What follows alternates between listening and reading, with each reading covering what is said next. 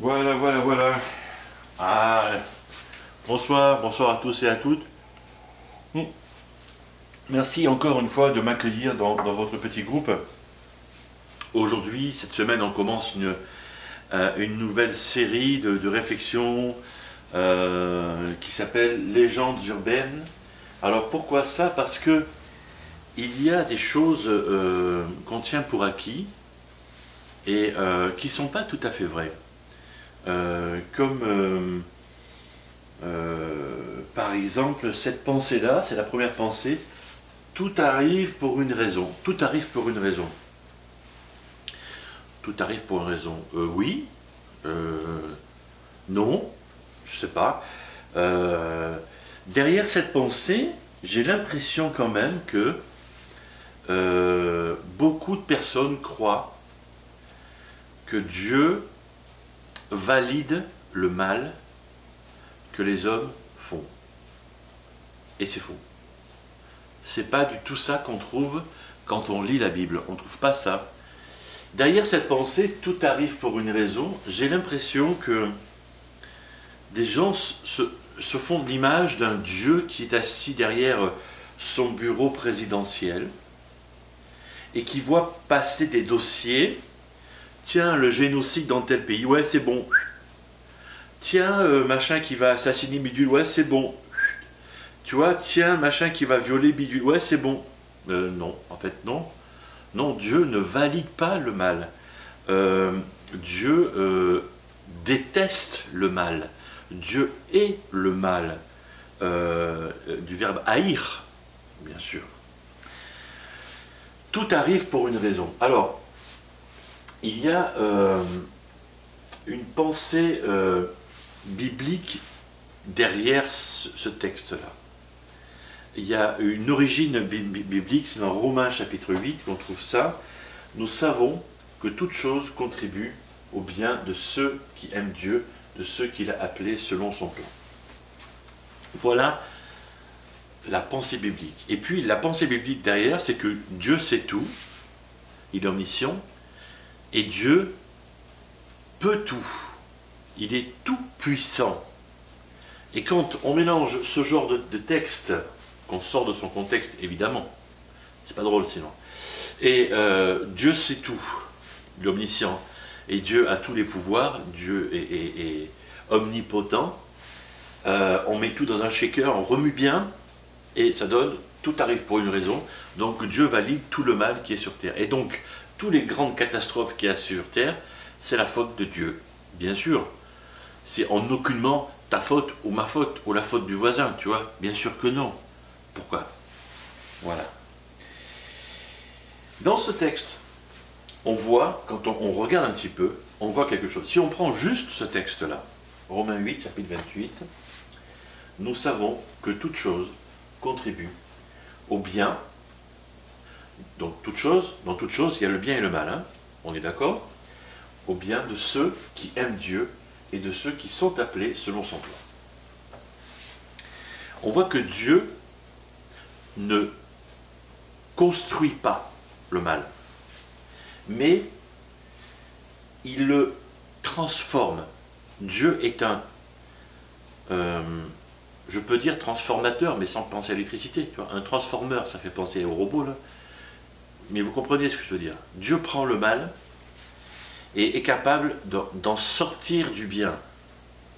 Voilà. Et en ce sens-là, Dieu a contact avec le mal. C'est-à-dire qu'il va prendre le mal qui nous arrive, chez toi, chez moi, et il va faire en sorte que ça devienne quelque chose de bien pour toi et pour moi. Mais dans ce texte-là, toujours, il y a deux conditions pour que Dieu contribue à cela. La première condition, c'est qu'il faut aimer Dieu.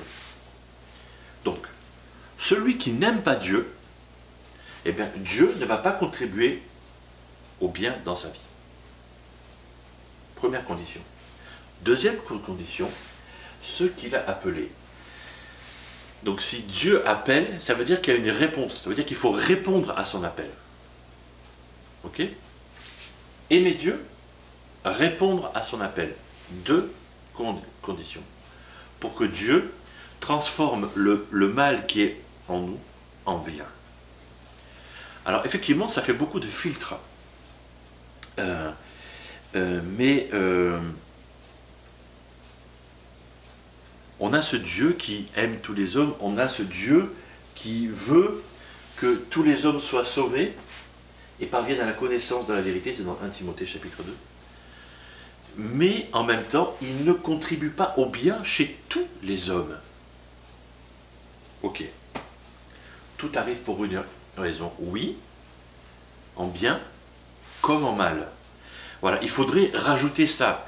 Tout arrive pour une raison, en bien comme en mal. Et tout ça n'est pas la faute de Dieu. Tout ça n'est pas la responsabilité de Dieu, parce que honnêtement, on se rend compte que Dieu va utiliser le mal qui nous arrive pour notre bien. Dieu va transformer ce mal en bien, et parfois, comme il a une vision d'ensemble et plus généraliste et de plus haut sur notre vie, il va utiliser ce bien pour nous renforcer, parce qu'il sait, lui, qu'après l'épreuve qu'on est en train de vivre, il y a une plus grande épreuve, un géant beaucoup plus grand à affronter, et que par l'épreuve petite ou moyenne que tu es en train d'affronter en ce moment, il faut que tu te renforces, il faut que tu deviennes plus fort. Et c'est pour ça que Dieu a permis cette épreuve dans ta vie, pour que tu te renforces, parce que l'épreuve que tu vas rencontrer, je suis désolé de t'annoncer ça, l'épreuve que tu vas rencontrer dans 1 mois, ou dans 6 mois, ou dans 2 ans, sera plus grande. Il faut que tu sois plus fort pour ça. Et Dieu est en train de te renforcer. Peut-être que c'est ça. Tu vois ? Effectivement, tout arrive pour une raison. Et la raison, c'est celle-là, de te rendre plus fort. Tout arrive pour une raison, et le mal aussi. Notre monde est déchu, honnêtement. Moi, je connais, et je suis sûr que toi, tu connais aussi, des gens qui sont mauvais, honnêtement. Moi, je veux bien que tout le monde il est beau, tout le monde il est gentil, hein, je veux bien. Hein. Mais c'est pas vrai. C'est pas vrai. Il y a des gens, quand tu les connais un peu, non, je dis pas porter des jugements vite fait sur les gens comme ça. Ok, mais quand tu apprends à les connaître un peu, oh, il y a certaines personnes qui ont un mauvais fond. Ils sont mauvais. Et quand on regarde comment certaines sociétés sont dirigées ou orientées, on se rend compte, honnêtement, il y a des gens qui sont pas bons en fait, hein, et qui veulent le mal de leurs congénères. Ok, notre monde est déchu. Et donc tout arrive pour une raison, parce qu'il y a des gens qui veulent du mal à d'autres. Et donc forcément, ça crée des catastrophes. Au final, quoi ? Au final, nous savons que toute chose contribue au bien de ceux qui aiment Dieu et de ceux qu'il a appelés selon son plan. C'est ton cas, je l'espère, et je prie pour ça. Que tu aimes Dieu, et s'il t'a appelé, que tu aies répondu à son appel, sinon fais-le vite.